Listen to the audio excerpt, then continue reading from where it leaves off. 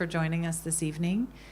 We've got a really great panelist of speakers to give you a rundown of some of the exciting outcomes that we're talking about this week at the Union Conference. Just to give you, and all the speakers, a little bit of a background about how we're going to run the next hour. So we're going to start with introductions by everyone on the panel, about 5 minutes per person, and then after that, we'll go through a couple of questions and have a bit of a discussion about what they're speaking about, and then we'll open it up to the audience and to the online audience as well for any questions and any discussion points that we missed in the first part. So from there, I think we can hand over to Herman Varela, if you'd like to give an introduction. Good evening, everyone. I am Herman Varela. You can call me Farel. I'm working for Stop TB Partnership Indonesia, and I am also the TB survivors. Thank you. Dr. Antonia? Yes, please. Yeah. Introduction, a little bit about the background, about what you're speaking about. Yeah, if you want. Yeah. Or we can come back if. Do you want to go? Wonderful. So, this is my first time to speak up about my story as SIV and TB patient, so I'm nervous. Okay, I come from West Sumatra and moved to Jakarta, the capital city of Indonesia, right after college in 2000. And my goal was to pursue a better life like many other people who are not from Jakarta. Following the paths of the Minangkabaunis, West Sumatranis, so I established my business, my clothing business in Jakarta. So I have store, Muslim clothing store in Jakarta. In 2004, I was diagnosed with SIV and later found to have TB as well. Since then, my life have been changed. Everything have been changed.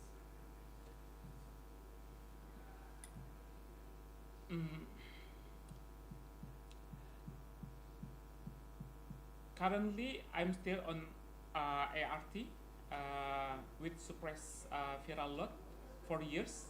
I'm also a TB survivor, and I completed the treatment for TB in 2005. Looking back to what I have gone through the early years, several things played significant role in my journey to surviving TB and SIV to this day. Access to information, I likely met with people who were in SIV, and access to information on TB. It was not easy at that time, as there was no internet, no information was very limited, but I'm very lucky because I know someone working with SIV in that time. The supporting system, I have family and friends who support me all the way to go through the journey. Health facility, it was easy to access and provide the service needed, but I know many others people outside me, they cannot access the services. Over the years, I have lost friends and relatives to SIV and TB, losses that are absolutely unnecessary and preventable if they had all the support and facilitation they need. No, I have been working as professional in the public health sector for 18 years, I have witnessed significant progress in TB and SIV programs, and heard a lot of innovation also during this conference.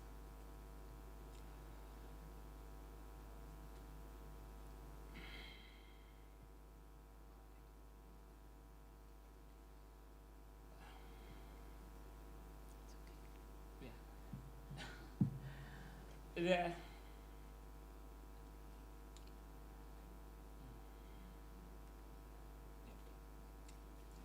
treatment for both conditions are more effective and safer. ARV have become more effective and less toxic. And the TB treatment regimen now given daily instead of intermittently, and shorter courses are available for TB services, including the RTB with BPAL and BPAL-IM, with shortened treatment duration to only 6 months. In addition, TB preventive therapy is more accessible with shorter regimen of 1 or 3 months with rifampicin. Community are engaged in TB program, helping more people affected by TB accessing the care they need.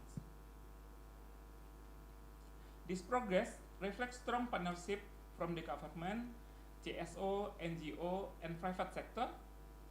Thanks to researchers, also private sector, Ministry of Health, donors, and technical agency, organization, communities who have made this possible. However, there are still gaps in our current achievement. According to the Global TB Report 2004, only a portion of people with TB are detected and enrolled in the treatment, and success rate, especially for those with drug resistance, are not as high as it should be. The question remains: are these improvements enough? Our goal should be to eliminate TB and reduce TB-related deaths, meaning that innovation to detect, to treat, and to prevent must be well received and implemented adequately for all who are affected by TB. One thing is clear: together we must keep pushing forward, not just to reach target on a report, but to end TB deaths one and for all. It is ambitious, yes, but I say it is achievable. If we rally together, government, healthcare providers, researchers, communities who are part of this conference.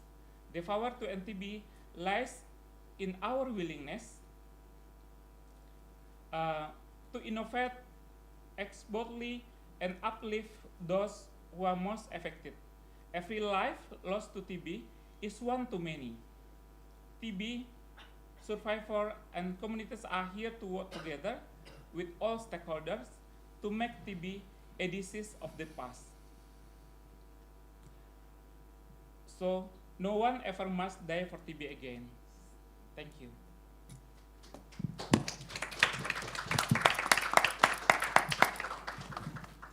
Thank you, Federal.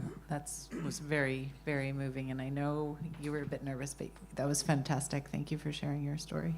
Dr. Antonia? Thank you. I'm still very moved for what Pak Farel said, so yeah, but I need to move on, we need to move on, so yeah. I'm Morita, I work as a clinician scientist in Universitas Gadjah Mada in Yogyakarta, Indonesia. And our team developed an electronic nose for TB screening. So you know that earlier someone is diagnosed, then the greater chance of recovery. And however, people in remote area has lack access to diagnosis because of the distance, far distance to the health center. They sometimes need to walk 1 day to reach. Even children in remote area to get education, they need to work 3 days in Papua. And they also have lack of transportation, only walking, only fit what they have. While now the screening test has limitations such as impracticality in remote areas, because we can only get them in the primary health center, which is still far from the remote areas and exposed to radiation. So we developed this as an easy-to-use device. It is portable, so the health worker can bring it to screen door to door to remote area, and even we aim that in the future people can use it in their home, just like pregnancy test. This is non-invasive because someone only needs to breathe into a disposable breathing bag, then it will be connected to the device. So it's suitable for children and for people who cannot expel sputum. This is also cost effective. We already tried it during the COVID-19 pandemic. It was distributed almost 5,000 devices around Indonesia, and the cost is less than $2. And yeah, and it is portable. So we aim to give equal access for everyone, regardless their social economic condition or their geographical area. And this device, we also aim to make it sustainable because it's Indonesian made and tailored to local conditions. So we can ensure that it will be sustainable. So how this device works? Actually, it works really like our nose. It's this breath will be changed by the sensor in the device into a signal, then will be read by the AI. The AI is in the cloud, but we operate it with like laptop for now. Yeah. So this AI is analog to our brain. And for our first phase, this training phase, we have a high sensitivity and specificity and also negative predictive value. I'm so sorry I use this word, but it has high accuracy, diagnostic accuracy. And for our second phase, we included almost 1,500 patients, but now we are still analyzing. The problem is the data collector we use the people in remote area because we want to have it inclusive, but people in remote area, they even cannot operate Microsoft Word or Excel, even to type it's very slow. So we really need to build their capacity and revise the data again and again. That's why we have not yet finished the analysis, but for the validation for what data we have now, it's around 85 and 83%. Thank you. Thank you so much. That's exciting to hear this new advancement. Dr. Lorenzo, over to you. Thank you. Hello, everyone. So it is my pleasure to present our study, which is a clinical trial called NTBQ, which is the first trial which was ever planned or performed in a population of patients who are suffering from a form of TB, which is probably the most neglected, which is called pre-XDR-TB or pre-extensively drug-resistant tuberculosis. And I'll try to explain a little bit more. So we have to imagine that out of the more than 10 million new cases that unfortunately we still have each year in the world, 500,000 have resistance to the most effective of the drugs, for first-line drugs or the drugs for treatment of tuberculosis, which is rifampicin. So if you lose this drug, the second cornerstone for the salvage regimen that you can receive is a fluoroquinolone, so another class of drugs. And if you lose both of these drugs because of drug resistance, then you have this form which is called pre-XDR-TB. So it's very difficult to treat. And it involves estimated 20% of all these 500,000 who have resistance to rifampicin, so around 100,000 persons per year, but we don't really know. So because of this is a smaller group and it's more difficult to do research in this group, there is really no interest from pharmaceutical companies to perform a well-performed study that can give the best evidence on the treatment. And so that's why different NGOs, so non-governmental organizations such as Doctor Without Borders, MSF, I work for them, Partners in Health, which is a US NGO, and Interactive Research and Development, which is an NGO from Pakistan, with other partners united to create the NTB consortium to perform, in this case we're talking about this trial called NTBQ in this population. So it's really to do what the pharmaceutical companies have no interest to do. So to do that,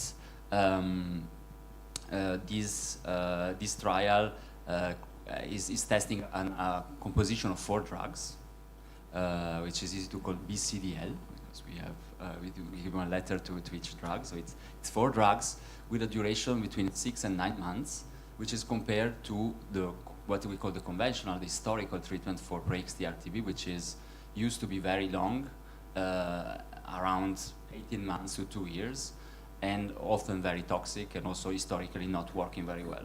So our experimental regimen, so the regimen we tested, was at a duration which also in terms of having an innovative approach, we try to personalize the approach to each patient by looking at how severe was the disease at the beginning, and also how quick was the treatment response. And based on this, we decided whether this regimen, which was always the same, would be given to for 6 or for 9 months for each patient. So we tried to test this approach. Overall, we've included 323 study participants across 6 countries, India, Kazakhstan, Lesotho, Pakistan, Peru, and Vietnam. The results of the study, in a short summary, is that we found very good results for both this experimental regimen of 6 to 9 months and the control of 18 months. Although around very good, meaning that it was between 87 and 89% of patients who were cured successfully at the end of the follow-up, so which is very high for this difficult to treat disease. However, the control overall did a little bit better than our experimental regimen. So we try to look, also because it's our personalized or stratified medicine approach, we try to look at different groups of patients according to how severe was the disease at the beginning. And so our looking at this analysis, our conclusions are that this regimen, BCDL, given for 6 to 9 months, is an excellent approach for those who don't have severe disease at baseline, because in this group, the success rate is almost 95%. And it has a big advantage compared to the historical conventional control because it's much shorter and less toxic. This we also see in the results of our study. However, in participants who have an extended disease, or severe disease at baseline, we think that overall there is a risk of TB coming back, of what we call relapse, so another episode of TB, because the cure is not complete, if you use our shorter regimens, and therefore we think that the longer regimen is still the best option. So overall our results underline again that it's for each patient, we cannot treat all patients in the same way, that one size that does not fit all. We need to look at each individual patient and also balance risk and benefit for each one of them, and looking at how bad is their disease at baseline. And overall, also that so far, probably these risks of treating with a short regimen for everyone in these populations of pre-XDR-TB patients may have been a little bit underappreciated, also in regimens which are being used today, being recommended today, because of this risk of having a relapse, of TB that comes back again. And so overall, in conclusion, we acknowledge also that future research will be needed for sure, in particular to find the best duration, the best regimen for those who have pre-XDR-TB and extended or severe disease at baseline, because we are conscious that 18 months is probably too long and definitely is not the best treatment, but this is what we found, and we are really happy to answer questions. Thank you so much. That's it's good to hear that the results are coming through and that there's still more work to do, but it's exciting. Professor Simon, over to you. Yeah, good afternoon. My name is Simon Scarf. I'm from Stellenbosch University in Cape Town. I'm a pediatrician. Having worked with tuberculosis in children for almost 30 years now. So my task is to talk about the children, and just some background that about 12% of all the TB burden in the world is TB in children, about 1.25 million cases per year. And of these, about 30,000 have either rifampicin or multi-drug resistant tuberculosis. And you've heard what multi-drug resistant tuberculosis is, RIF and INH resistance, but often we only manage to do rifampicin susceptibility testing, and then that is called rifampicin resistant tuberculosis. So about 15 years ago, there was a new drug developed that is called bedaquiline. And bedaquiline is a very important drug in the current management of MDR tuberculosis in adults, which actually made it possible for shorter regimens, even down to 6 months. But it was approved already in 2012 for treatment in adults by the FDA. But it took a very long time, and unfortunately that is true often with the case in children, because children are often neglected or not thought about that much. So it took a very long time before we could actually start a trial to look at what the dose of bedaquiline should be in children and how safe it is in children. We can accept that if it works in adults, it will work in children. So that's what we did. We did not plan for an efficacy trial, because efficacy was already shown in adults with TB, and therefore we accept that it will be effective in children as well. So we planned for a long time, and eventually the NIH and Impact sponsored the trial that we could do for bedaquiline pharmacokinetics, which is actually what is done to establish a dose or determine a dose in children, and also to look at how safe the drug is in children. Initially, there was some concern about bedaquiline in adults, because there was a black box warning, because in one of the trials there were more deaths in the adults receiving bedaquiline than compared to the control arm. But in all subsequent trials this was not confirmed, and also the reasons for the deaths in that first trial was actually not the bedaquiline, but it was other clinical reasons in the patients itself. So bedaquiline has been shown in adults and adolescents to be a very good drug, which actually decreased the mortality in adults.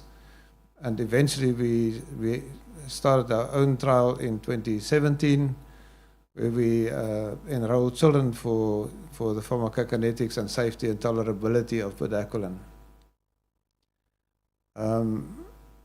At that time, it was practice to do age de-escalation study. That means that we would start with the older age group of 6 to 17 years.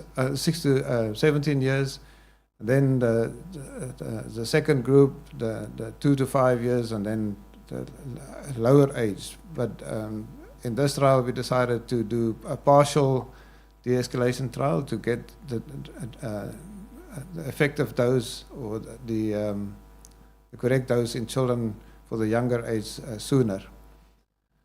So we did. We started in 2017. We enrolled first the cohort 1, age group 6 to 17 years, and then we enrolled the second. Once we showed that bedaquiline dose was correct for the older children, we actually had from the adult data and from the data that we got from the older children, we could determine that we could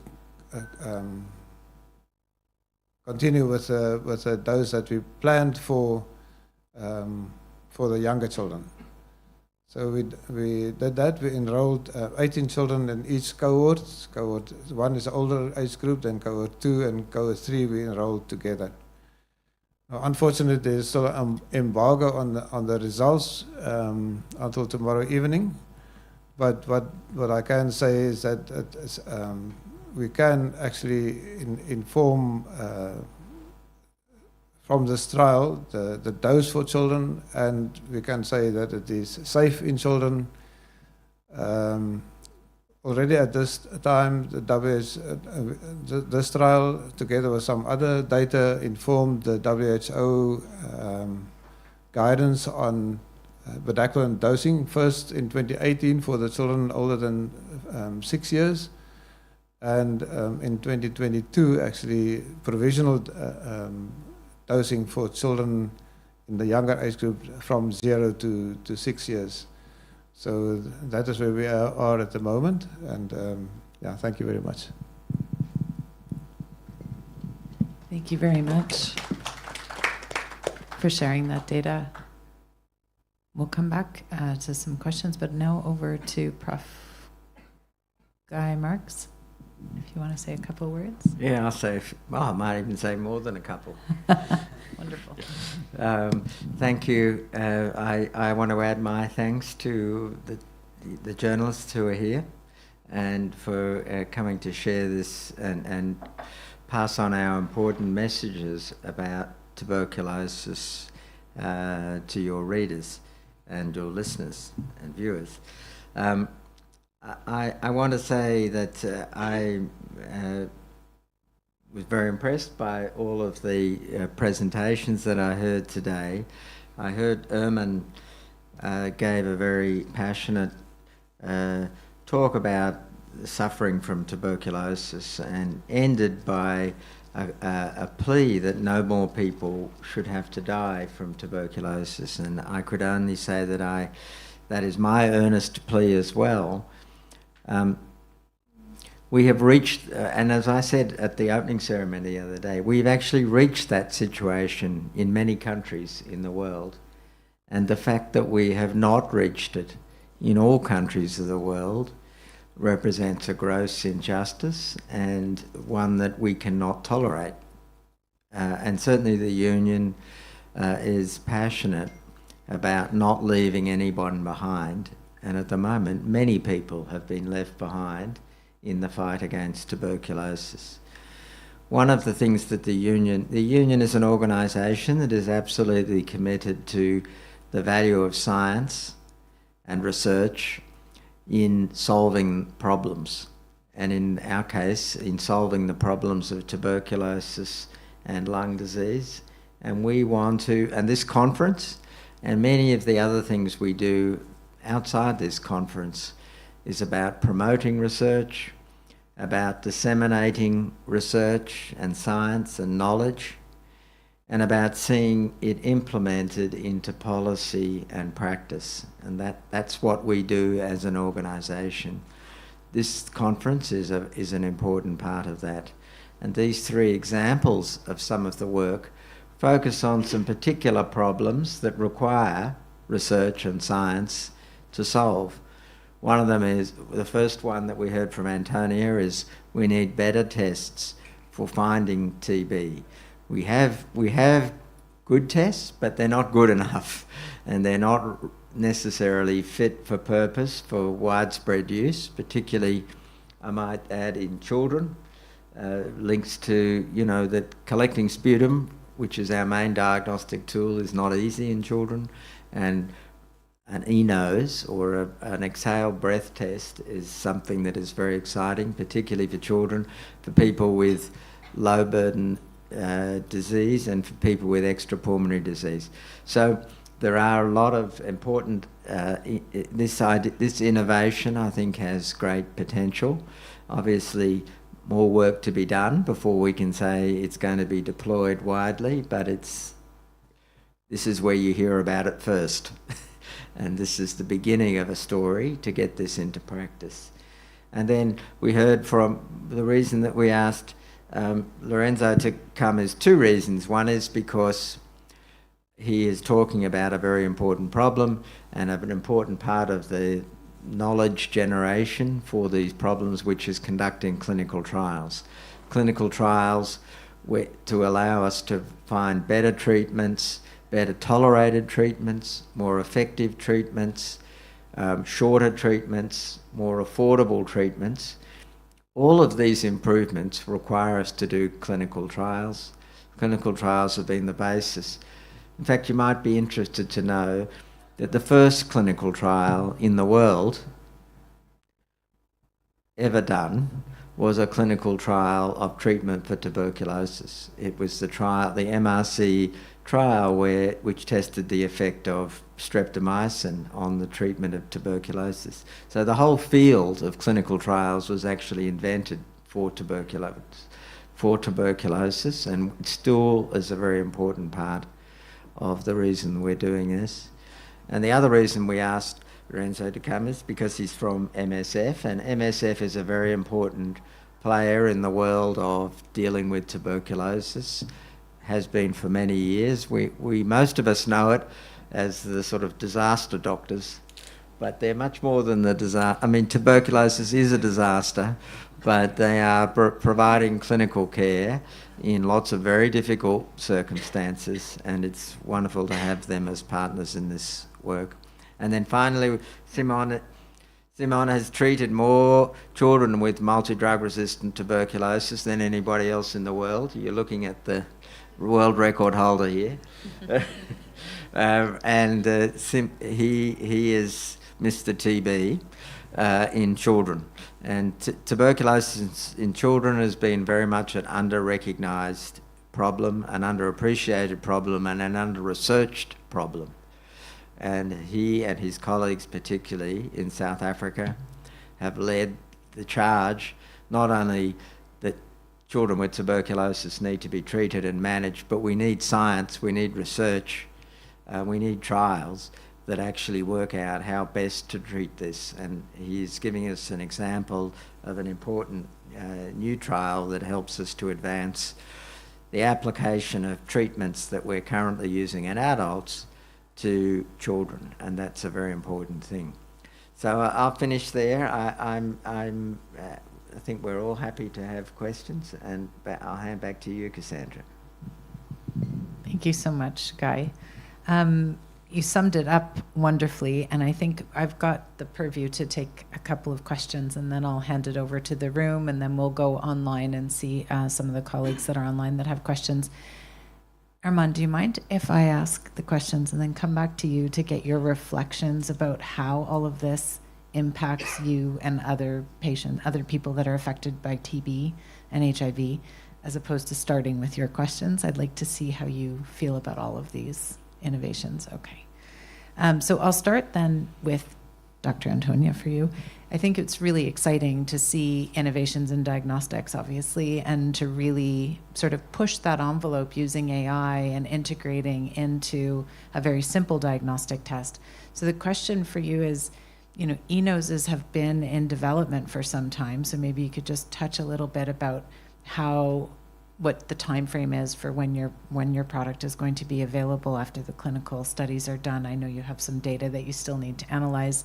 And then the second part to the question is speaking about the hard-to-reach populations, and we'll tie into Simone's work on children and the complexity of testing children for TB, and how do you see your innovation actually really impacting those hard-to-reach populations and the difficult to test populations.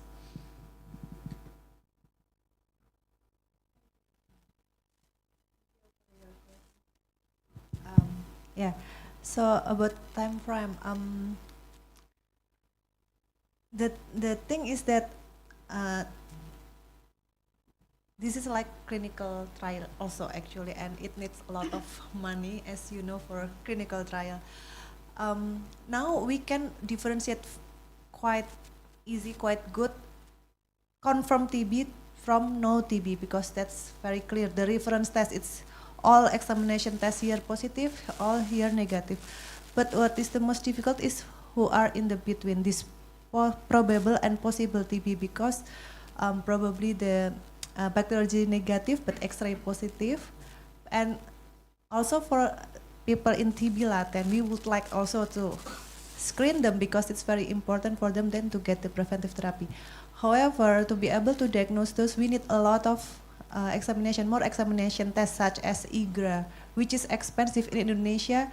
We need to pay by out of pocket, and if this is around 1.2 million rupiah. Okay, in in euro it's around 80 euro. So if we times it into 1,000 patients, then it's very huge. And at the time we didn't get funding for it. So to really, to be able to really use it as a screening test, we want to be able to validate it in these difficult to diagnose patients, because a good screening test would be able also to differentiate in this. So if we get more funding, then we will, of course, try to validate it in this patient. Then we hope to be able to launch it soon.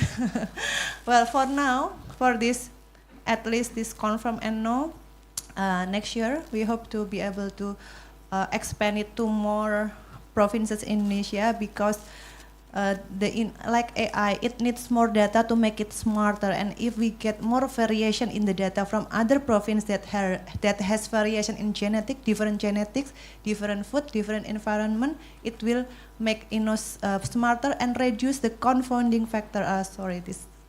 The factors that can influence the accuracy of the INOS. We can reduce the effect of these factors. So probably that's the answer for your first question. But how it can contribute to the difficult to reach population. We specifically developed this device to reach those who are in remote areas, and those who are really needed to be diagnosed, who are not reachable by the current health system. So also for children, and probably, like in Global North, it can be used like for screening for vulnerable population like migrant or prisoner. We want to also develop into that, but maybe later. I hope it can answer your question. Thank you. Thank you very much. It does. And I think it's important to point out that this innovation is from Indonesia, and we're in Indonesia right now for this great conference. So it's really important to highlight how many different countries are really contributing to pushing the needle in terms of developing new diagnostics. And I know, Arman, you'll have something to say about how we need to have access to those, and how people need to be able to get access to these diagnostics. I'll go over to Lorenzo right now. So these were exciting, and you'll hear these are all clinical trials, and as Guy Marks said earlier, these are complex and difficult things to do. And this one in particular, I think, was a rather difficult clinical trial to design and then to analyze the data. So maybe just if you could speak a little bit more about some of the challenges that you encountered in the clinical trial, but also what the next steps are. I know you had some good findings for the shorter regimen for non-severe disease, but maybe just if you could elaborate on what you see happening next and which partners you're going to be working with for the future.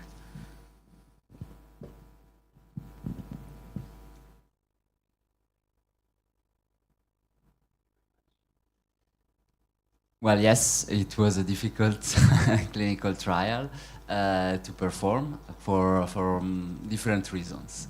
So first of all, as I mentioned, this is really a specific group of patients who have this among the most resistant form of tuberculosis.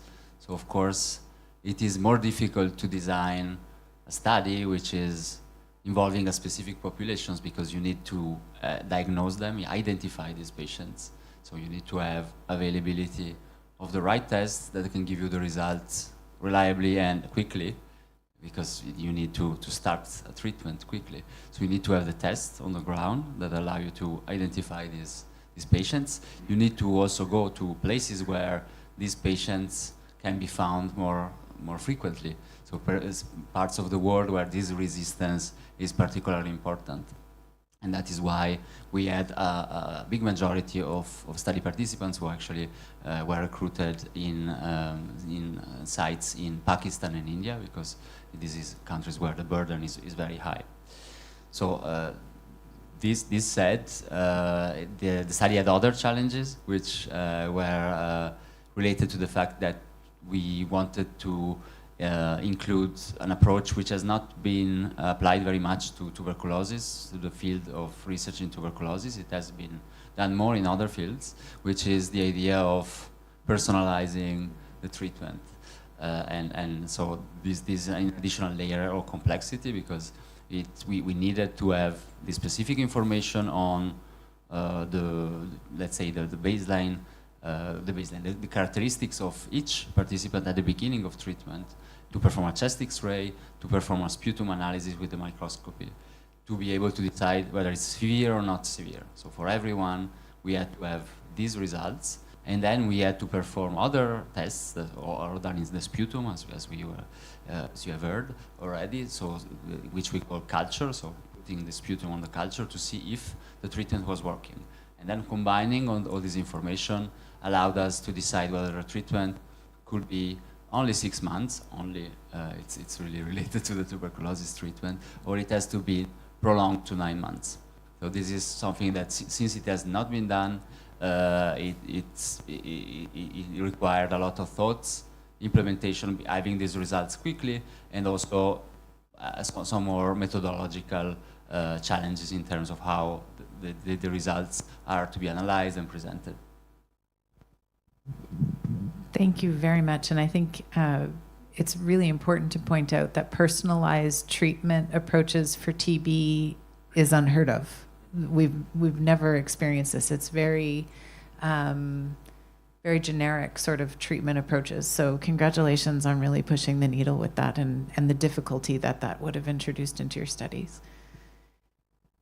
Simon, you are the world's leading voice on childhood TB, as Guy pointed out. So I think it would benefit everyone to maybe just hear from you quickly about how difficult it is to diagnose TB in children in particular, and how it's different than adults. And then a question around the bedaquiline results. I know I can't grill you on the results, that they're in embargo, but do we have a child-friendly formulation that you think is going to be available, given the fact that the results do look promising? Thank you. Yeah, firstly, the difficulty in diagnosis in children, my colleague used to say, it's not difficult to diagnose, it's difficult to confirm tuberculosis in children. You have to add up all the history of symptoms, the clinical picture, the chest X-ray, and then do also microbiology, which is the culture confirmation, or the genetic, the molecular confirmation of the tuberculosis. And you have to use all of that to make a final diagnosis of tuberculosis. The molecular confirmation, or the microbiological confirmation in children is difficult, because children usually have less severe disease than adults. The most of the organisms grow in the lungs, in the cavities in the lungs, which is formed by tuberculosis. But children very rarely get cavities. So the number of organisms in the body of children is much less than that in adults. And for that reason, it is more difficult to actually identify the organism in a child.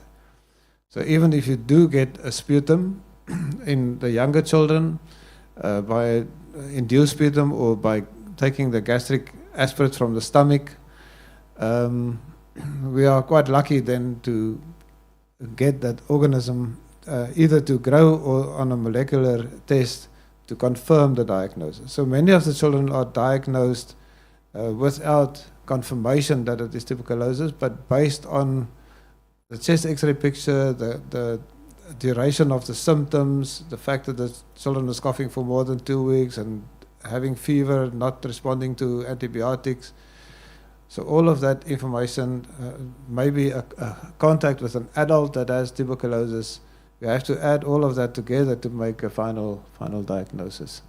So that is about the diagnosis. And of course, a very important way of diagnosing children with tuberculosis is identifying the adult, finding the adult, and then tracing the children in the same household, in the same context where the children live. And when you find them at that early stage, it's even more difficult to confirm the diagnosis. But then, because you have a known adult source case, it's easier than to say if the child has symptoms or the chest X-ray is abnormal, that is more likely to be tuberculosis. And that is actually the stage that we wanted. We want it as early as possible. We want to make the diagnosis as early as possible. The problem with children is that they more often develop more severe disease if it's neglected. So if they get infected and develop TB, the TB does not only stay in the lungs, it also spreads to the rest of the body.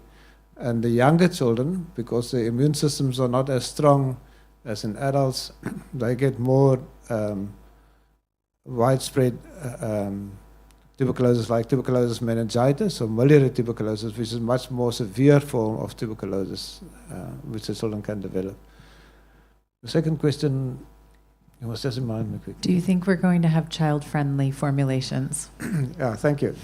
There is actually a child-friendly formulation for bedaquiline, a 20 milligram dispersible tablet. Whether it's going to be widely available is another question. So what we did in one of our studies is, which I'll quickly talk about tomorrow as well in one slide, a bedaquiline crush study. Bedaquiline fortunately doesn't taste bad, like many of the other anti-TB drugs. The fluoroquinolones, for instance, are extremely bitter, and if you crush it, it's almost impossible to drink it. And you should all taste it. A bedaquiline you can crush and mix with water, and the bioequivalence, the availability of the drug in the crushed tablet in water is exactly the same as swallowing the whole tablet. So that makes it more easy to actually administer the 100 milligram tablets mixed in water and crushed in, to actually use that in children. That's often what we have to do because the child-friendly formulations are often much more expensive and countries can't afford it. Thank you. Of course.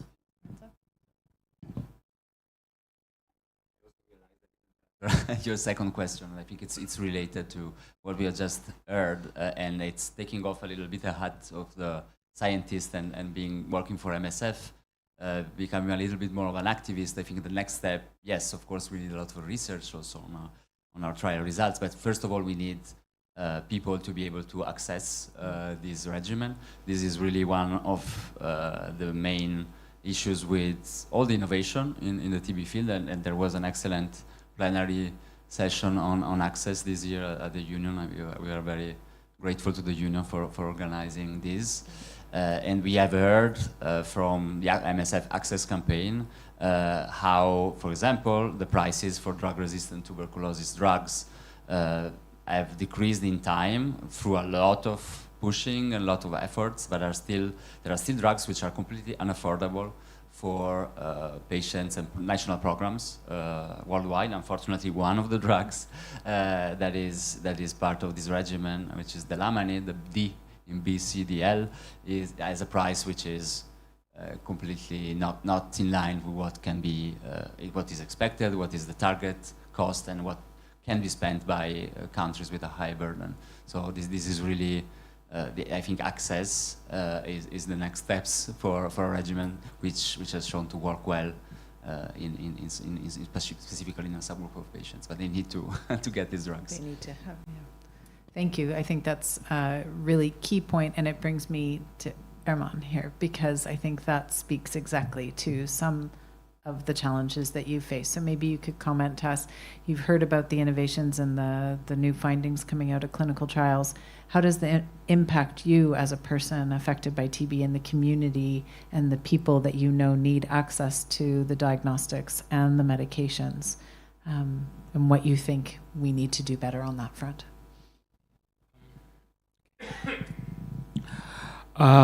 For me, researcher is very what is it? Ujung tombak gitu.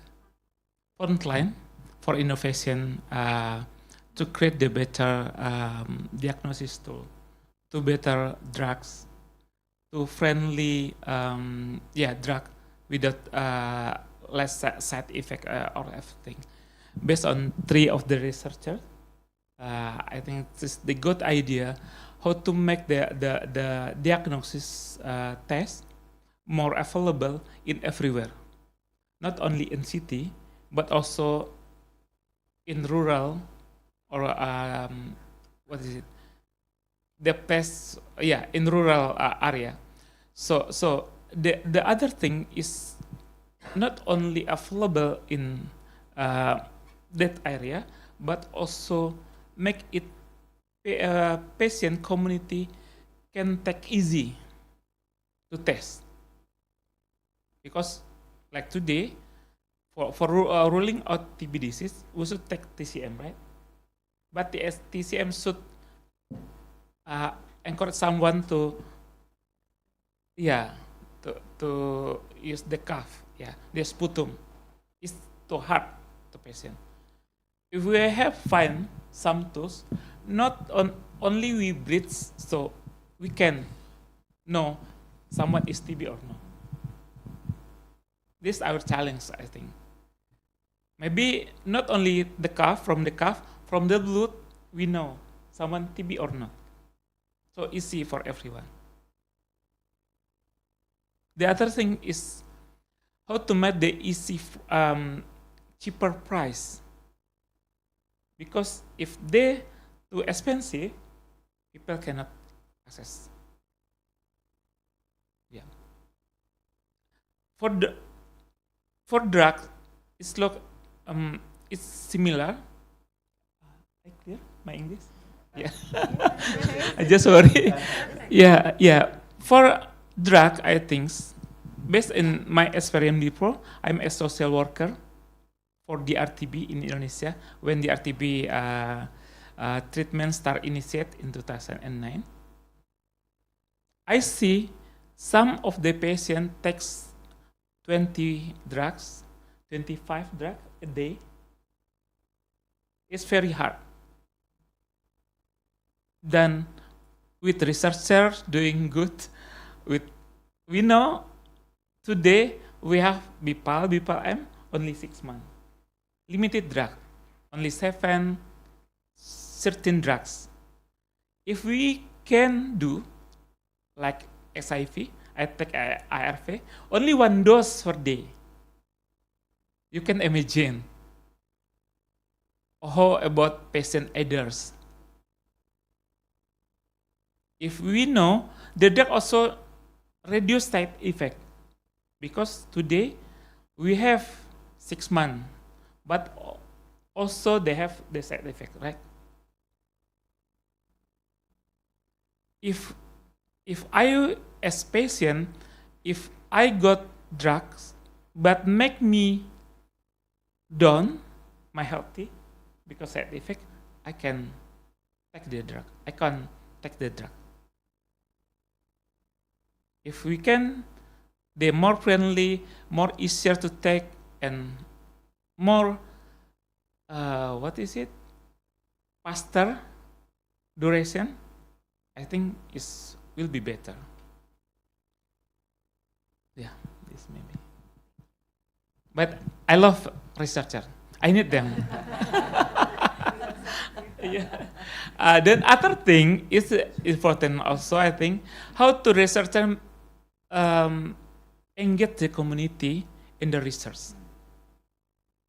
Because our community know everything. Because we felt them. We felt it. We felt the stick of TB. We felt the symptom, and etc. We got the stigma. Sometimes we know with someone see me, I know what they're thinking about me related to TB, SIV.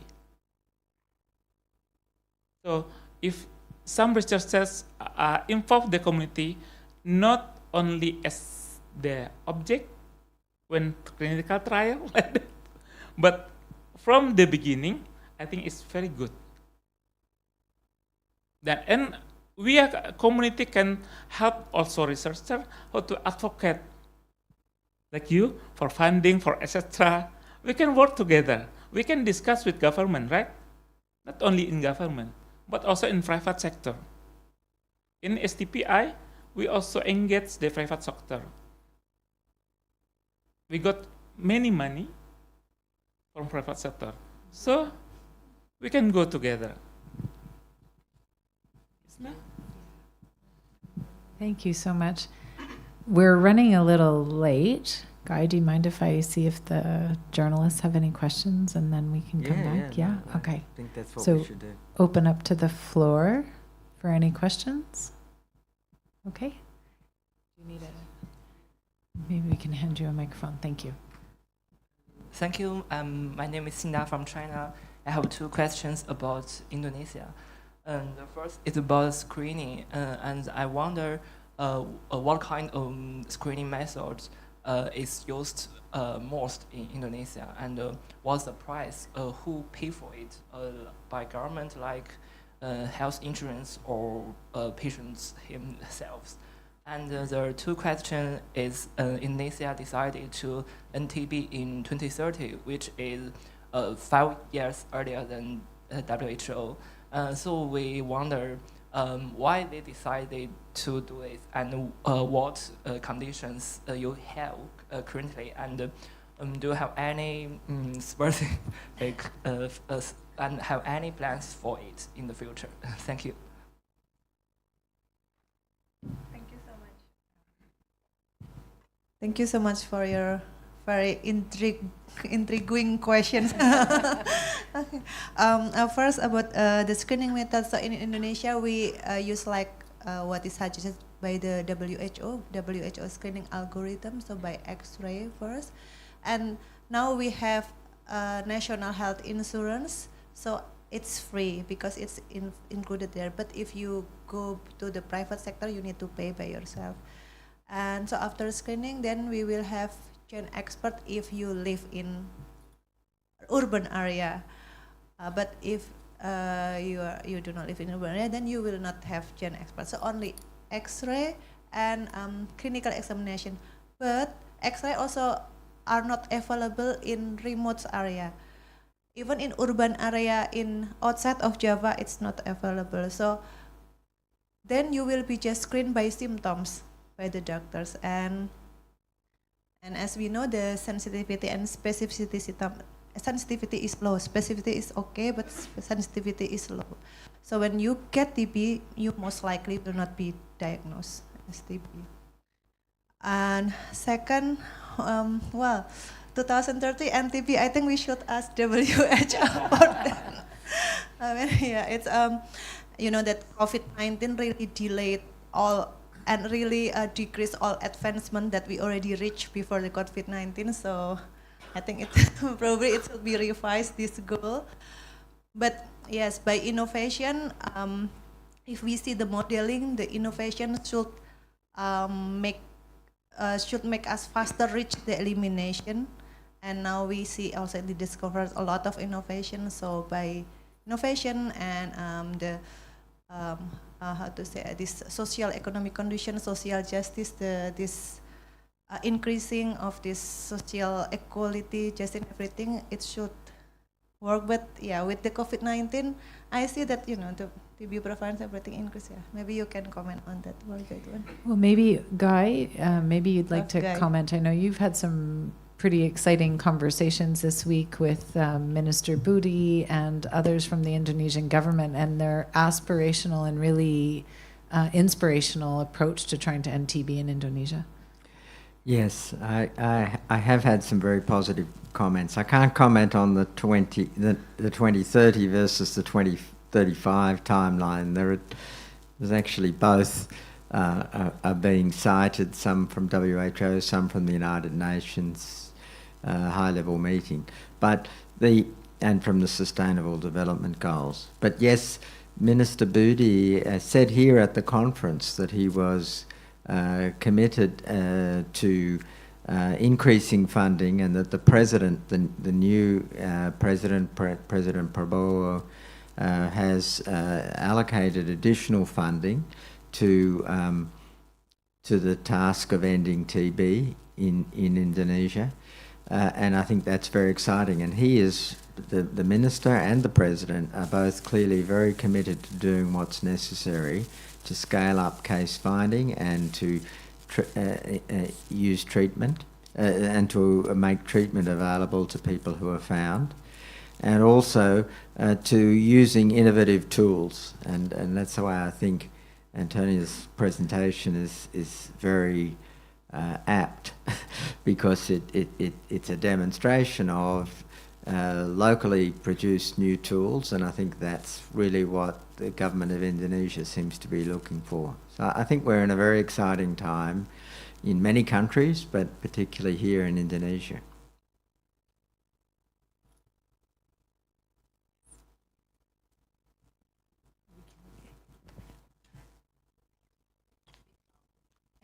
No, it's okay. I come from China too, from Caixin Media. It's a financial media. I have a question for Mr. Mark. I think your speech on the opening ceremony is really impressive and inspiring. You mentioned that we need to use more active strategy to end TB. And since we have so many new tools, we need to be more active. So I wonder, do you have any message? Because I'm from China, and China is a high burden country too. So do you have any message to pass to like Chinese people or Chinese government, or I think what's your suggestion specifically? This is the first question. Sure. And the second question is about the new tours. I found that in recent years, Chinese industry, they spend a lot of money on the R&D, on TB diagnosis tours, those products. And I saw a lot are presented in the conference. The companies, they want to go abroad, like Indonesia, they want to enter the market in your country, and in other parts of the world, they want to help people. So what's your suggestion to those companies? And this is questions also for Indonesia expert. What's your suggestion? Thank you. Okay, so thank you for those questions. They're very, very good questions. And look, I think China has already done a great deal in mitigating the problem of tuberculosis, and most of the decline in the tuberculosis incidence in this region is attributable to the decline that's happened in China. That's not to say that there's a lot more that can be done. China has many advantages. It has a sophisticated healthcare system, a sophisticated workforce, a lot of very sophisticated technology and information systems, and also, frankly, has a political system which is appropriate, which is better suited to public health intervention than many other political systems. And so I think those advantages put you in have already put you in a strong position, but also put China in a strong position to make further progress.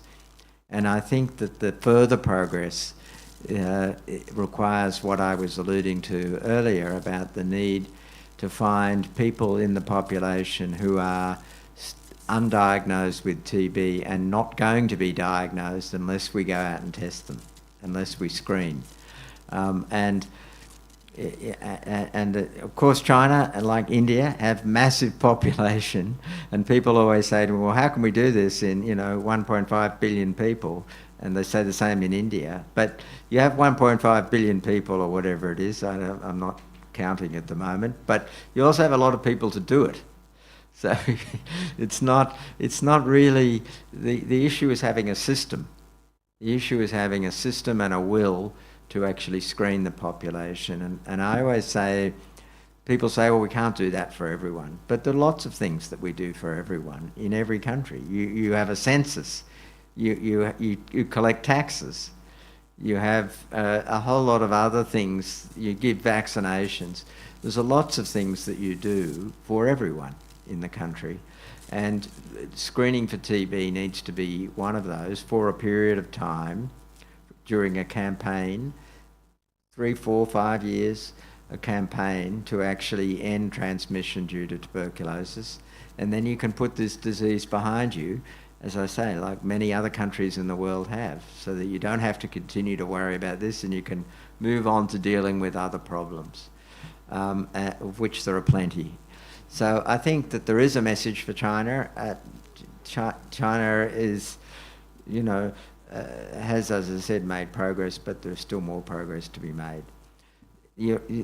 I'm going to allow Antonia to answer the other question, but just before she does, I'll just make the comment that both China and India, frankly, have tremendous capacity in producing both technology, whether it's drugs or diagnostics and all sorts of other technology as well. And the application of that to solving health problems, global health problems, is a big step forward. Now those countries, both those countries and other countries as well, we're hearing Indonesia as well. I'm not saying it's only happening in China and India, but they are leading the charge.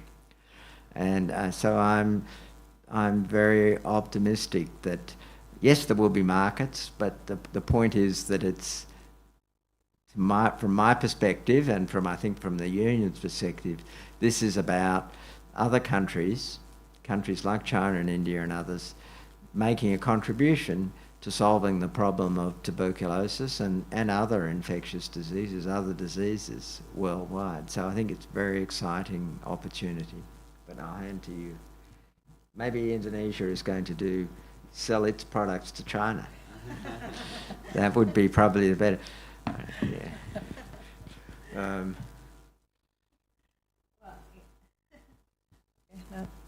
Well, yeah, exactly. Maybe I should ask also the same question to you later. but yeah, this is like this. Most important is to have the device or the product sustainable, and to have it sustainable, then it needs to really tailor to the local conditions. And of course, cheap, like what he said. Everything should be cheap because this is low and middle income countries. The minimum regional salary is very low. And it should be easy to use also. So from our experience conducting this research, we found that we need to build the capacity of the people in the ground to implement this device. So innovation without building the capacity will not ensure the effectiveness of this innovation. So we really need to build capacity. And probably we can also think about transfer of technology. It will make it sustainable, both for the countries who sell and the countries who get, because the people there in field as a subject, they also don't want to be object always. So I think it's more justice and equal if we also do transfer of technology. It will be also more sustainable. So it's like, justice for everyone. Thanks.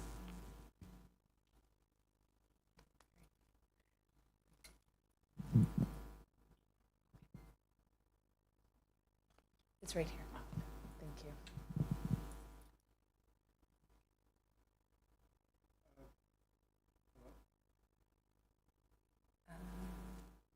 Thank you to all the speakers for sharing your work in fighting a common foe.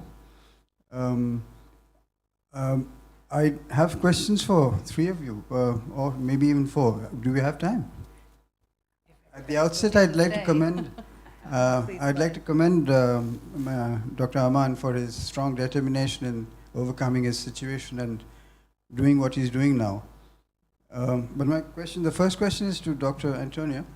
I want a clarification. How much of AI are you using in your diagnostic tool? Are you using AI in your Yes, we use machine learning, which is a type of AI. And has it been developed indigenously or Yeah, we develop it by ourselves. Right. So it should be cost effective? Yes, yes, of course. Right. And now, in this exhibition, we saw at least two stalls, which have their own AI products. Were you able to compare with what they have to what you have? What? This? There are two stalls here which have their own AI diagnostic tools. Perhaps they're using radiology for X-ray. I think For maybe X-ray, for a different yes. purpose. They- Yeah. Other AI. You mean the CID computer-aided Yes. detection to read AI, to read Correct. X-ray? Yes. Sorry, this is a bit different because this computer-aided detection, this helps reading the X-ray. Mhm. It's for You- image. But how are you screening and diagnosing? Sorry? Your diagnostic tool is using screening and diagnostic. but not using images, not using X-ray images. It's using sputum tests mainly. Breath. Breath test. Okay. So they measure the chemicals. You want to just explain that? Oh yeah. So inside our breath there are small chemical compounds that we call volatile organic compounds that are specific for every disease. The combination of those VOCs are specific for every disease, and this what is differentiated by this device, electronic nose. I see. And the efficacy levels are okay, I guess. Yeah, for now, this training phase, so this is like our nose that needs to be trained. For example, first we smell the smell of Brazilian coffee. Then we need to tell our brain, this is Brazilian coffee, not kopi luwak Indonesia, for example, like that. The same like in nose, it needs to be trained. This is the breath from TB patients, this is the breath from no TB patients. So in this training phase, we got good accuracy, 95% for sensitivity and 86% for specificity. And then after this Smart, then it can be used to detect unknown breath. So we give the breath that is not labeled. So the need to guess or diagnose this is positive or negative. In that, it's okay also. Right. Good. Right. Now coming to Dr. Lorenzo, your study covered at least 4 countries, and doing a personalized study in 4 countries was a difficult task. How did you go about it, and especially who were your partners in India? Because India is a big country. You must have had more than one. So it was 6 countries. This consortium also did another trial called NTB. We did it in 7 countries, and with overlap in five of those we did both trials. And so yes, these countries were not chosen by randomly or chosen by among all the countries. It was places where these organizations were working. For example, MSF has been working for a long time in India, in particular in Mumbai. So we started there. We contacted. We had local interlocutors in the national program, and we had a scientific collaborator, ICMR, Indian Council of Medical Research, who was our scientific partner there. And so they proposed us to work also in Pune, so in the same state. So for example, for this trial, we worked in Mumbai and Pune. And that's where in collaboration with local and national program hospitals, that's where we could diagnose the patient and then include them in the study.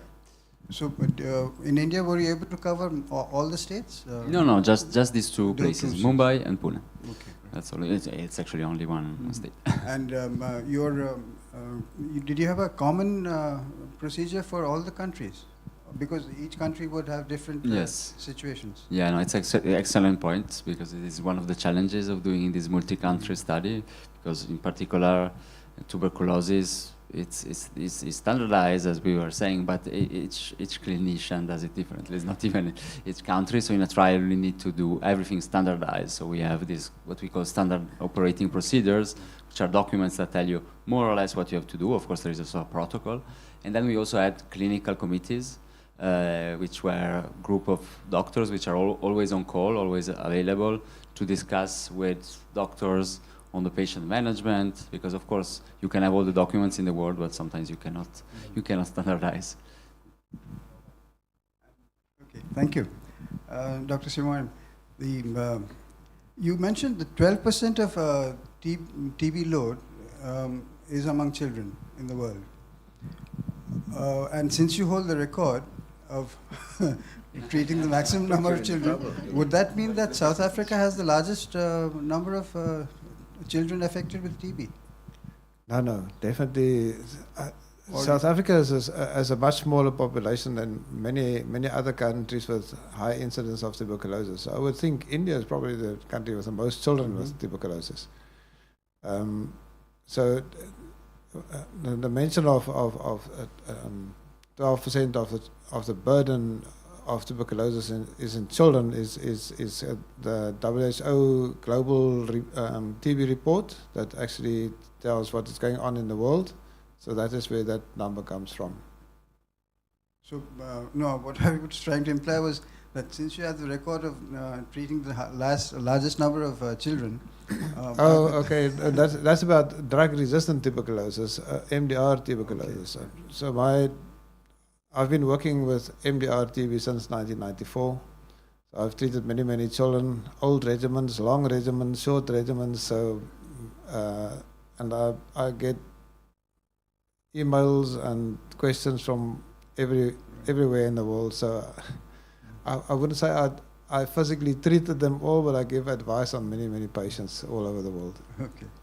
And this, I just add to what, because he's modest, is that in many places for a long time people didn't try and treat children for multi-drug resistant tuberculosis, and Simon and his colleagues in South Africa are the people who've shown the way towards how to deal with this problem. the bitter pill, have you tried syrups? And this Bediculin, the new drug, syrups are a better, I mean, for children. Child-friendly formulations. You're asking about the child-friendly formulation. The dosage. So in our trial, we haven't used the child-friendly formulation because at the time that the trial was done, we did not have it available. So we used the adult formulation, which we crushed in water, and children would and not worked well. Children would not accept it, because it, for them to swallow, an adult can. But for children, usually we have formulations for children which are syrup-based, sweet to taste. Yeah, we actually try to stay away from syrups because that means bottles you have to carry around as big volumes. So the way to go is really dispersible tablets, so that you can put in water and it dissolves quickly, and within a minute, and you can still drink it. But carrying bottles, it falls on the ground, it breaks. It has to be refrigerated. So that there's many problems with syrups as such. So the better way is to do dispersible tablets. But as I say, the Bedaquiline adult formulation, fortunately, dissolves quite well, and you can mix it with water, and you can actually take out what you need from the dispersed tablet and give the correct dose to the child. So you don't have to give the full 100 milligrams. You can give the 50 or calculate what you need for the specific child. Right. Thank you very much.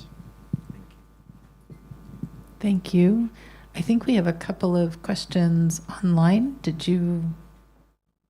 How do you want me to do that? So Lorenzo, one for you. What next now that you've completed the NTBQ trial? Well, I spoke about the access part. Now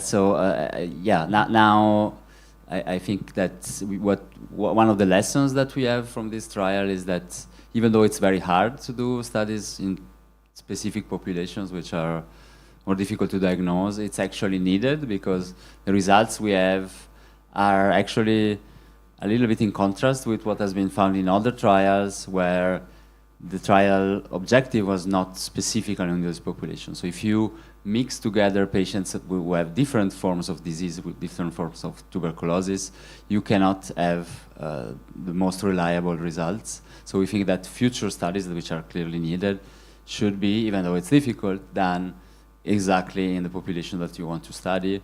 They should be done in a randomized control trial, which is the best possible level of evidence, which means that you assign participants to a regimen that you want to test, and otherwise you have an internal control, which is the comparator.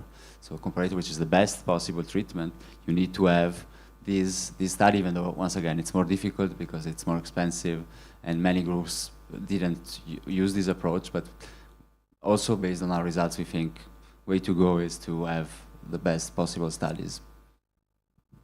Great. And then Dr. Antonia, so what happens next after someone is screened with your device?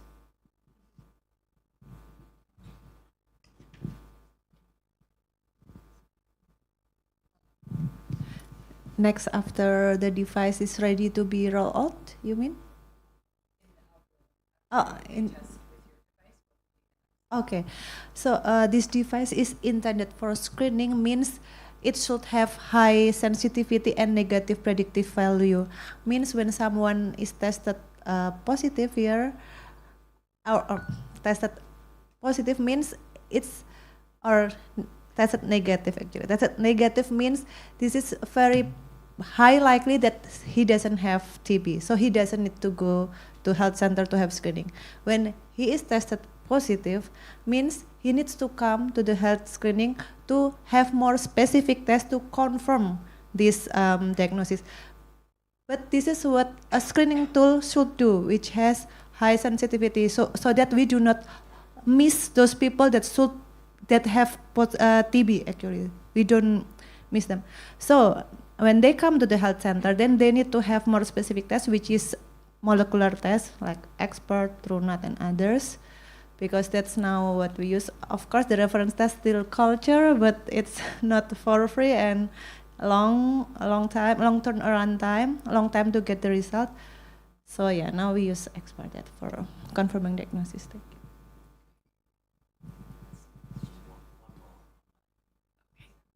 Simon, this is for you. What more can be done to address the neglect of children with TB? It's a short question.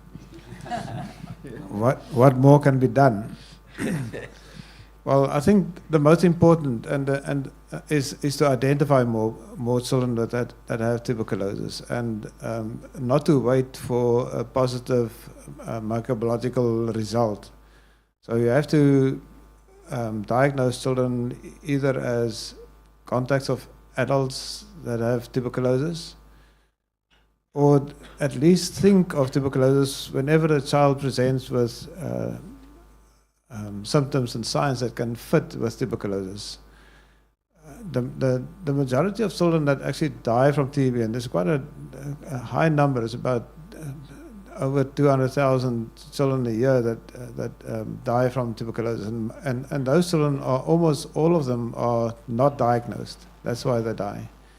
So I think it's important that every healthcare worker, when he or she sees a child, needs at least, and especially in high burden settings like South Africa and many other countries, at least need to think about tuberculosis. Also, if they present with pneumonia, if they present with chronic symptoms, they need to at least consider tuberculosis as a possible diagnosis, and then do the necessary history taking and clinical examination, because it's not only pulmonary tuberculosis, lung TB, it's also TB in other areas of the body, like the lymph nodes and the bones. But you need to think of those things. If you don't think about TB, you will definitely miss it. And I think, that's the most important. Diagnosing the TB, then you can treat it. Great. Thank you all very much for your very insightful pieces of information. I hope that everyone got the answers that they were looking for, and just maybe a round of applause for the panelists tonight. Thank you.